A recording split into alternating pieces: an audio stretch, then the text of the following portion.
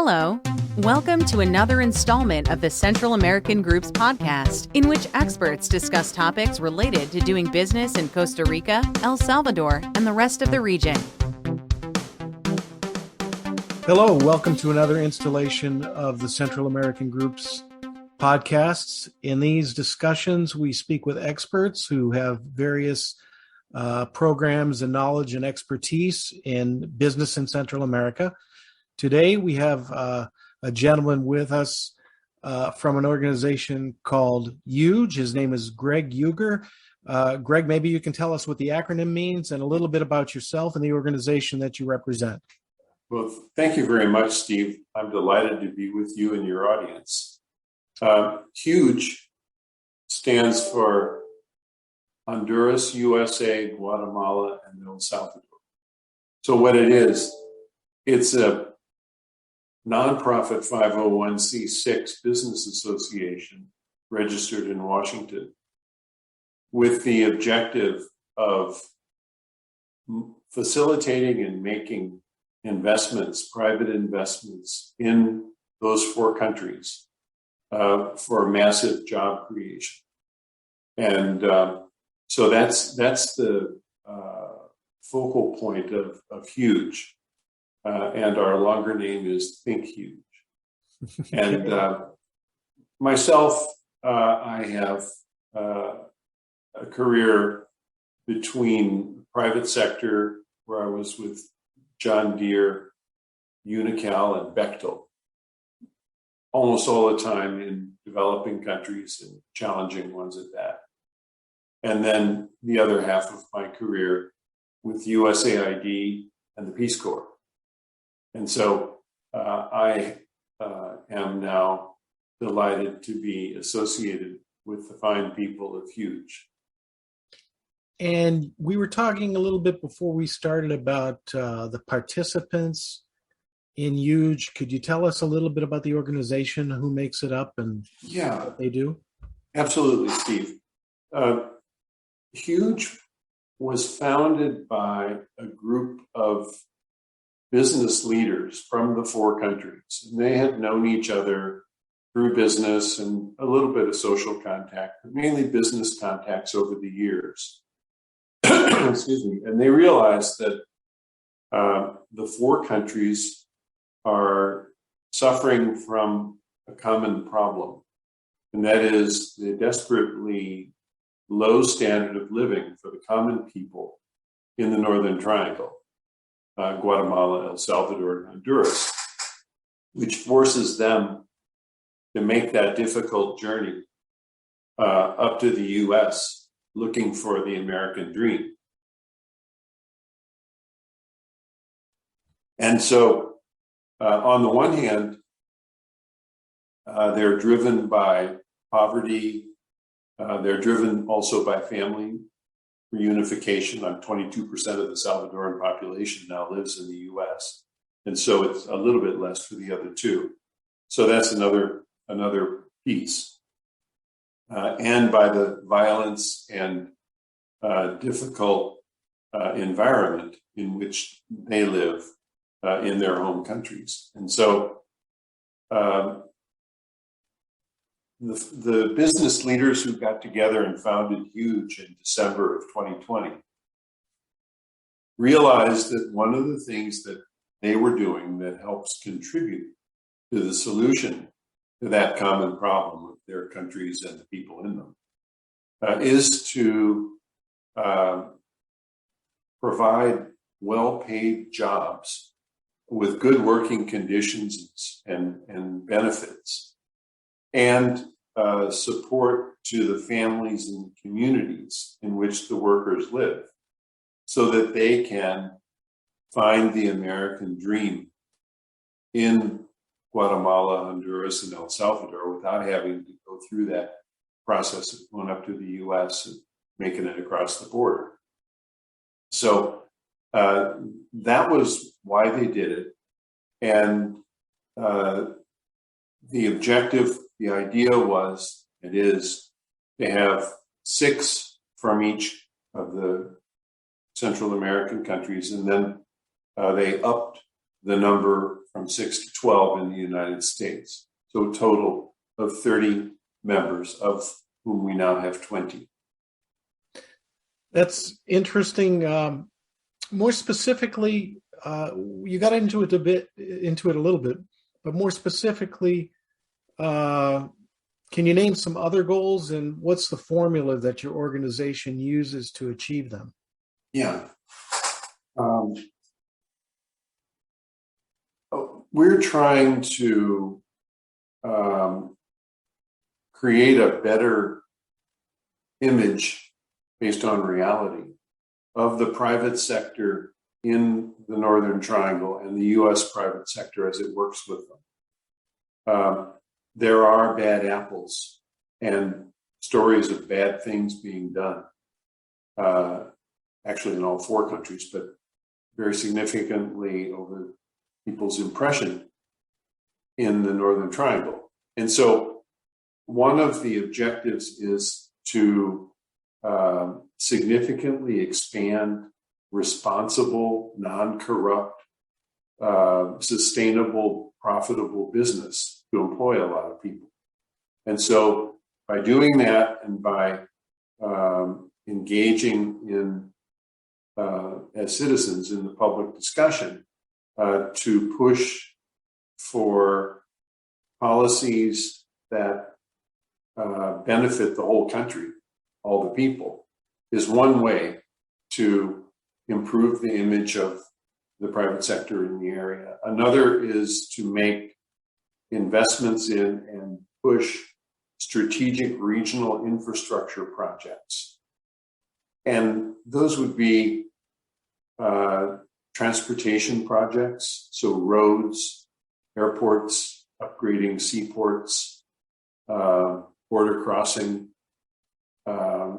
It would also be telecommunications, G5, in particular US G5. Very importantly, energy. The countries need to have abundant, competitively priced, clean energy to be attractive and competitive in the overall nearshoring situation. And so, and we can get into this a little later on, we're involved with some pretty significant energy projects. And the third goal is to increasingly make this group a point of reference in Washington on our issue, which is in private investment for massive job creation and sustainability. So those are some of the broader goals that the organization has. And the formula that we have, going to your question, is we work in clusters. So taking founding members who are in the same business and they working together to define the art of the possible in terms of our mission, investment, jobs, and social sustainability. And so we've started with the low-hanging fruit in the region, and that is the textile and garment industry. And so there we have 6 of our 20 members are big players in that. Companies like Parkdale Mills in the United States, Fruit of the Loom, Sanmar, Intradeco, and then some of the key players in the region, like Elcatex or Caracol Knits in Honduras. So they then are working together and making investments to make that industry very competitive and successful in terms of our mission. So one of the things that they're doing is that they are investing, the individual companies with their partners, are investing over $550 million in new projects now in the yarn spinning business, so that the yarn that is used in producing garments in Central America, in the Northern Triangle, comes from yarn producing factories there and is of U.S. origin. Mm-hmm. So that qualifies under the Central America Dominican Republic Free Trade Agreement, CAFTA-DR, for duty-free entry into the United States. And so they're using U.S. cotton and their joint production between U.S. and Northern Triangle companies to produce the yarn, and then that goes into garments that are sold in the world market, importantly in the United States under CAFTA-DR. So working with clusters to draw on the knowledge and capability of our members is a key part of it. Another example is an infrastructure group within our membership, and they're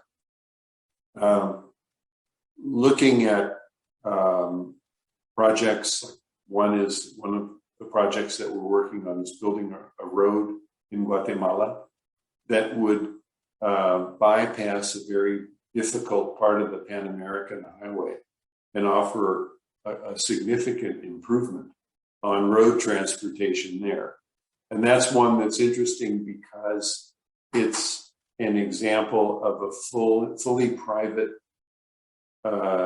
project. It's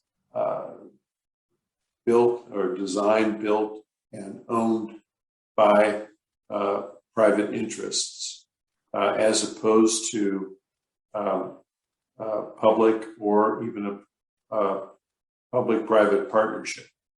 And so we're also working in the infrastructure area in energy, where one of our founding members, in joint venture with a U.S. company,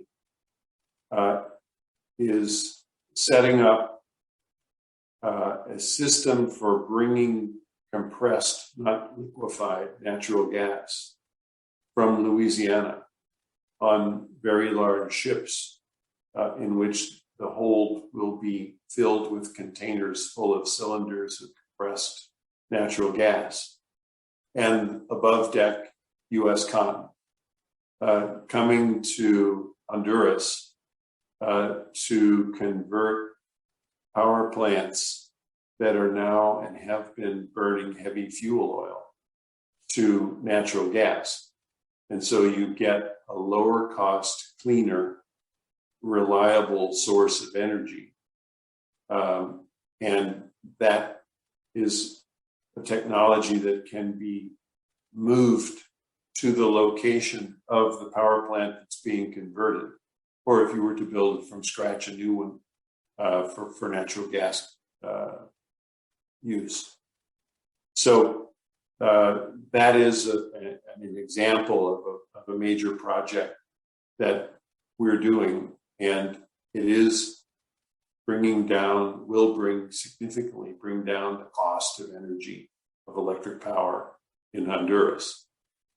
And another is a very large new project in Honduras that's pump storage that will generate 1,200 megawatts of power in its initial stage and go up to 3,600 megawatts of power.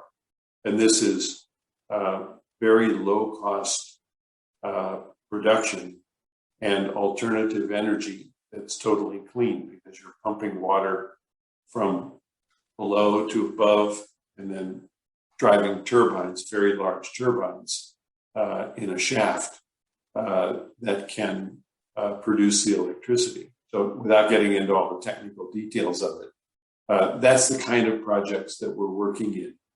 And we're looking also at other opportunities, particularly in the context of connecting the three countries linked with the United States as an integrated platform for production in the nearshoring context. We're looking at the possible creation of a logistics and manufacturing hub in the corridor between Puerto Barrios and Puerto Cortes, Barrios in Guatemala, Cortes in Honduras. And also a project that's been around for a long time, but looking at the dry canal, Canal Seco, that goes from Cutuco in eastern El Salvador up to Puerto Cortes and would be thus plugged into that corridor. So that would be, if we can work through how to do it, that would be a way to link the three countries, El Salvador, Guatemala, and Honduras. And because it's a logistics hub with ports, we'll have airport, link the three of them with the United States, and also link the Caribbean Atlantic with the Pacific side in El Salvador. So those are the kinds of things that our logistics and infrastructure clusters are working on. The energy projects that I mentioned are actual projects that we've taken on and we're doing. The corridors and the dry canal, we have not yet taken them on. We're looking seriously at how to do it and with whom to partner and how to make that happen, because that would really be a very significant asset to the region in taking advantage of the current situation in the world to make the Northern Triangle of Central America a really important manufacturing and logistics hub linked to the United States market. And we think that some of the issues with China of late, becoming apparent of late, really push companies in that direction. So the supply chain problems, logistics problems that became very evident in the COVID period, when you're 2 hours by air and a short distance by sea from the US, you don't have those. The environmental degradation caused by shipping the product from China or anywhere else in East Asia to the United States, burning what they do burn, which is very polluting fuel oil, compared to the short hop from the Northern Triangle to West Coast or East Coast US, is environmentally and logistically and financially beneficial. And then another factor that's we think is going to be driving the opportunity for the Northern Triangle to become a major manufacturing logistics hub is the demographics. The aging of the population of China due to the one-child policy that they've had for 30 years will is cutting into and will significantly cut into their labor force and their ability to be the major source of supply for so many things in the world as the world market grows. So we see in all that a real opportunity for the Northern Triangle linked with the United States to become, not just for a little while, but in a very important way for a very long time, a really important manufacturing and logistics hub, which would generate very good jobs and a very good standard of living for the people involved in the four countries, but very importantly in the Northern Triangle. You've outlined pretty extensively the kind of relationships you have with private sector entities. Do you ever get involved with the governments of the region, and to what extent, if so? Well, as I said, Huge is a private sector organization. And so it was a decision that the founders made up front not to request or receive funding from any of the governments. We're also not a lobbying organization. What we are is business people that have been doing profitable, honest business in the region for a very long time and expanding that as we've been discussing. And so we have a pretty good idea of some of the things that could be done by governments, any of the four, to enhance the opportunity that we're building, helping to build.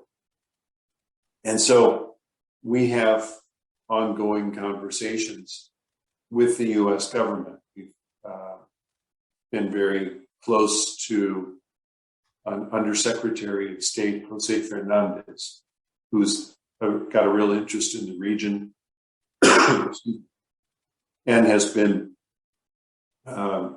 open to hearing what our business people have to say about what it would take and what the U.S. can do to develop the textile and garment industry or other industries in the context of the Northern Triangle in the U.S. And so we have those kinds of conversations on an ongoing basis, sharing at the request of the U.S. government the experience and the ideas that the business people have. We also are in the process now of working with a Central American university called INCAI, which is a major business school that's been in business for a long time, now located in Costa Rica. So they're a very respected, capable, neutral player in the discussion of economic opportunity. So they are working in conjunction with us, but they're really doing it to analyze what are the things that the business community and the data indicate could be done to maximize the opportunity for the Northern Triangle linked with the United States to develop economically and to create the opportunity for the people that you and I have been talking about. So that's that'll be another linked with the governments, in that we will be able to refer to the INCAI study and objectively discuss the benefits of doing some of the things that would come from that, in terms of, if this were to happen, we would be able to mobilize this much investment in this kind of business to create this kind of opportunity. So that would be the relationship that we have with the governments as an apolitical organization that isn't a lobby organization. So how does Huge see its relationship with civil society organizations in the countries that it has interactions with? Well, I take it in two pieces. One are the business associations in each of the countries, all four of the countries, who are civil society organizations that know a lot about our subject in their context. In fact, many of our members are officers in those organizations, or have been, or will be. And so there are also excellent think tanks in the region.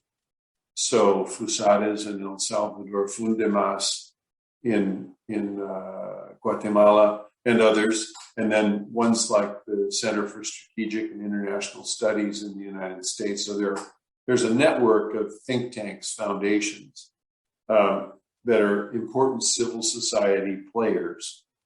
There are also universities and non-governmental organizations that are involved with our subject and have developed, many of them, a very deep knowledge of how to do this successfully and with a sustainable, positive, long-term impact on people in place. So we have created a social impact advisory council. And we're starting with some of our members and some of their people that work on corporate responsibility issues, but are now reaching out to civil society organizations of the kind that I just mentioned. And so asking them to join in our advisory council and to bring to the discussion their knowledge of best practices in the socioeconomic, environmental, ethical, anti-corruption spaces, so that then we would be able, through our council, to share best practices as applied in our region in this kind of business with our own members and also with new investors coming into the region who would adhere to these principles and strive to have a positive impact on society and the planet, but have not done it in the Northern Triangle. So our people have been doing it for a very long time, and in collaboration with civil society through our advisory council, we'll be able to help in a very hands-on way to new investors focusing on how to do it right in the Northern Triangle. Well, Greg, we've covered a lot of ground here. One thing that's common is our receipt of questions from listeners to our podcasts. And what we like to do is include the contact information for the folks that we speak with. So if one of our listeners or more have questions for you, how might they go about getting contact with you so that they can ask them? Delighted. My email is the best way, ghuger, Huger, at think/huge.org. Thank you, and we'll have that in the transcript that we place below the recording. And additionally, if it's okay with you, we can put a link to your LinkedIn profile and your website. Very good. I appreciate that. Thanks for joining me today, and we at the Central American Group wish you great luck in everything that you're doing in Central America. Steve, thank you very much, and I wish you all the best too, and to your audience. Have a good evening. Bye. Thank you for listening.